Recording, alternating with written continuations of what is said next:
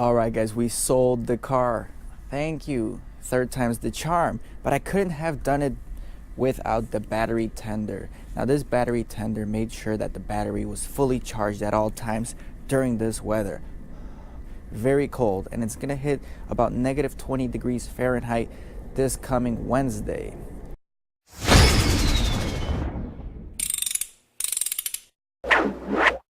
And if you guys are not familiar about the battery tender, Junior, what this does is it plugs into your 120 volt outlet and then you connect it to your battery terminals, and it maintains an adequate charge so your battery can stay fully charged, protected, without the cold damaging its starting quality.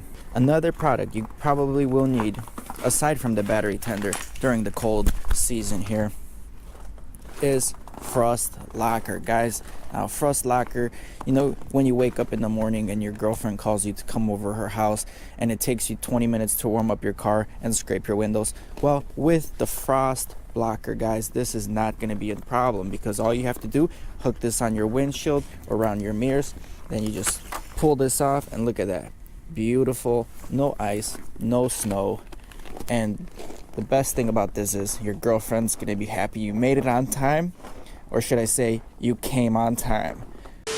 And speaking of coming, I think I just came too as soon as I saw this Honda Civic. Now, this thing is unique, man. You don't see a lot of these things on the streets. And look at those wheels. Man, this car gets people laid. I need to find another one like this to rebuild for the channel. Anyway, let's hop inside and let's talk a little bit about the sale. So seriously, guys, we sold the Hyundai Elantra finally. Like, if you guys are new and haven't been watching all the episodes I previously filmed, we had a Hyundai Elantra that we received from a neighbor. We fixed it up a little bit, did a lot of TLC on it, cleaned it up, and we sold it for the old neighbor. Now, I'm going to talk to you guys about the 3 different buyers that came to see the car. Okay, so it's sold on the 3rd buyer, but I buy and sell a lot of products, mostly wheels. I did sell and buy some cars throughout my life as well. And every time you go and buy and sell something, you gain experience and knowledge in that field. And like when these people were coming in and looking at this vehicle, some of these guys didn't even look at any major component of the car. They did not ask the questions you need to ask when you're buying a used car that has 12, 13, 14 years of age to it. And I'm going to talk to you guys about how they went about looking at the car and looking at different things that could be wrong with the car. So the first buyer that came was a gentleman probably around his 50s, very nicely dressed. He had a nice suit on. He was actually a marketing specialist for some kind of company not too far away from here, and he was looking for a vehicle for his daughter, which I'm guessing is probably between 16 to 20 years old. It was supposedly her first vehicle. So the Hyundai would have made a great vehicle, as it's a fuel efficient 4-cylinder and it's cheap to maintain and parts are cheap for it as well. Anyway, the guy came. I told him the backstory of the vehicle. I told him that everything works on the car, you know, the lights, this and that and that. And he went about taking a lot of pictures. Even though I posted a few pictures online, he went and took some pictures of the engine. He took some pictures of the interior. There was a burnt cigarette stain on the seat. He took a picture of that. And, you know, we took it for a spin. I told him that the car had an exhaust leak, which he didn't seem to like the fact that it had an exhaust leak too much. But he said he'll show the daughter all these pictures and they'll talk about it and see whether they want it or not. Now, fast forward a day later, the wife messages me back and she said, "Thank you, but they are not interested in the vehicle." Okay, good. Second buyer. The second buyer was actually a very nice guy. He came in here, he looked at the car. He said this guy was a dentist. Okay, he's a dentist that works, but from what he said, it doesn't seem like he's a popular dentist and a well-known dentist, so I don't think he's got too much business in that field. But it seems like he knew what he was talking about or what he was looking at the car. He seems like he has some knowledge in the automotive world, and he did say he has a Mercedes-Benz diesel, which he's working on currently, and he just needs a beater to get around in while he works on his Mercedes. So Again, this car would have been perfect for him too, as it drove fine and could get you from point A to point B no problem. Now this guy was nice, he took a look all around the car. He checked the trunk. Most of these guys didn't even look at the trunk. He checked the spare tire. He looked under the doors, make sure it's not rusting. He popped the hood. He was making sure everything sounds good under the engine. We took it for a spin. During the spin, he's looking at the alignment. He's making sure the brakes work. He did ask me about the air conditioning. And since I'm a salesperson too, I told him, I'm not sure. I haven't really looked at all the parts of this car yet. But he did turn on the air conditioning, which doesn't work because the compressor doesn't kick on. But it was a cold day, so he thought maybe the air conditioner was working, and he glided that along, and everything passed with flying colors. You know what I'm saying? Towards the end of the joyride, he came back. We did a QA on the lights again. All the lights were working. But when I flicked the high beams, when he was checking the high beams, he noticed that the engine idle changed. It dropped slightly when I pressed the high beams on. And, he pointed it out to me, which I didn't catch that before, that most likely that alternator is going bad because the alternator is not producing enough watts to run the engine smoothly while accessories are powered on, such as the heat, the radio, the lights, and such. So he did have a good point about that. And he was okay with the flex pipe. He said it's not going to cost him too much money. It's not a big deal. Overall, the car was in good shape and running and driving pretty darn good. But unfortunately, I reached out to him in a couple of days, and he said he's still looking for a car. He didn't find anything, but he's not quite set to buying the Hyundai. So I did give him a better offer. I gave him a $200 discount of the price just to replace the flex pipe and other little minor things. And the offer stood, but he did not take it. But overall, he did a pretty decent job looking at the car. He did have some knowledge on cars, so that was always a plus. And you want to come in when you're looking at a used car with some knowledge. You want to build yourself a list of things you want to take a look at, because when you come and you're on the hot seat, looking at the car, talking to the owner or the seller, you're going to miss a few things, most definitely. So the third guy that came, it was funny because he messaged me on OfferUp and he told me a price, and I told him my price that I'm willing to sell the car at my lowest.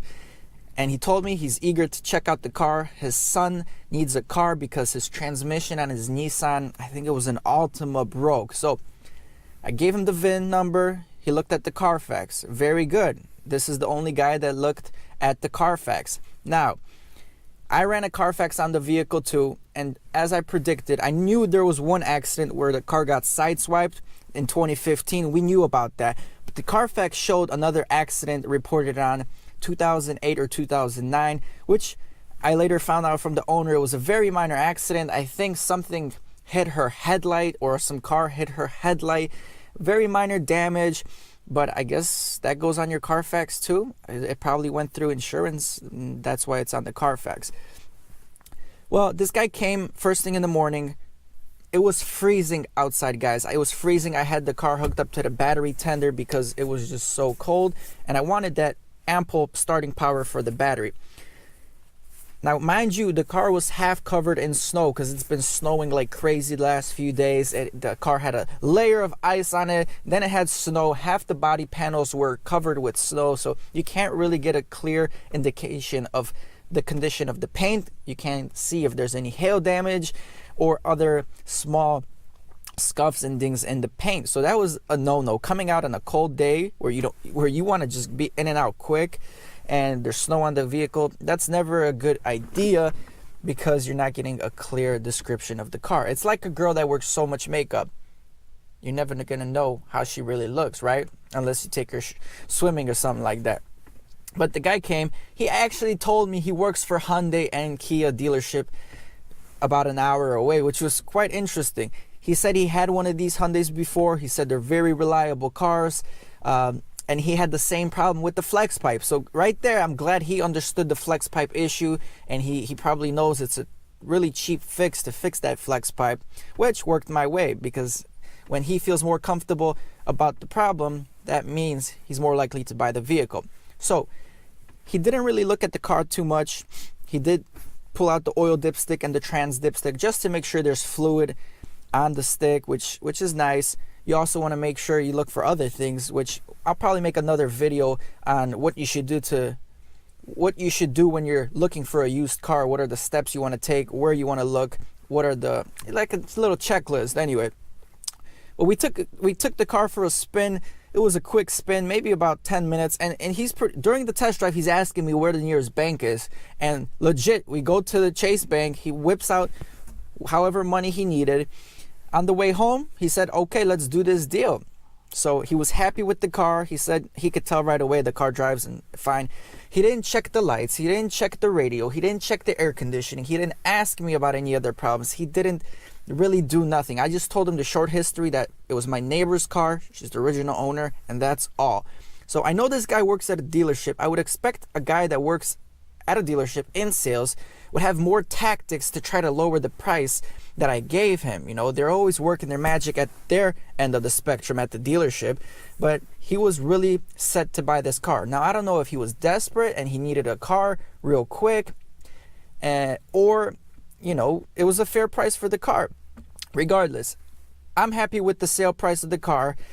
I'm sure he's happy with the car for whatever reasons he bought it for. Who knows? It might be for his son. It might be going back to the dealership for a clean detail tune-up and going back on the lot for $2,000-$3,000. I'm not sure, but I don't care because I got my end of the cake.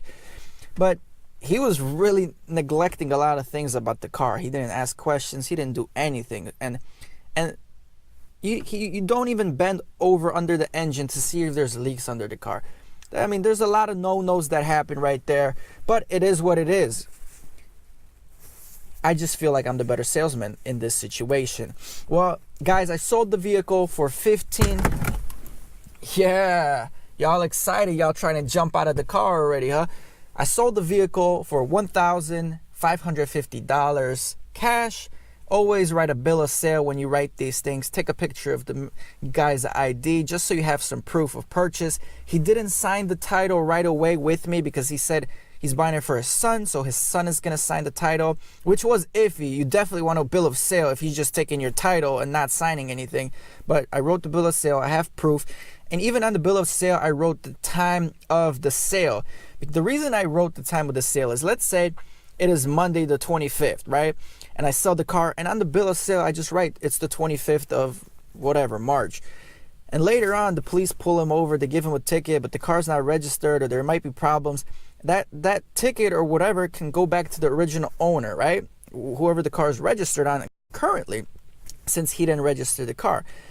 And you don't really have a set time point of after what point I am no longer the owner. That's why I wrote the time down on the bill of sale. So stating after 10 a.m. the car was sold. So if there's any ticket or anything that happens after 10 a.m., it is the new owner's responsibility. So just a quick note, guys. And anyway, affiliate links down below for the battery charger, the battery tender, which is a must, and the frost blocker. Make sure you make your ladies happy and buy yourself the frost blocker. Anyway, guys, it is getting cold out here. This video is getting extended, so I'm gonna finish it up on this note, and we'll see you guys on the next video. Don't forget to subscribe, and peace.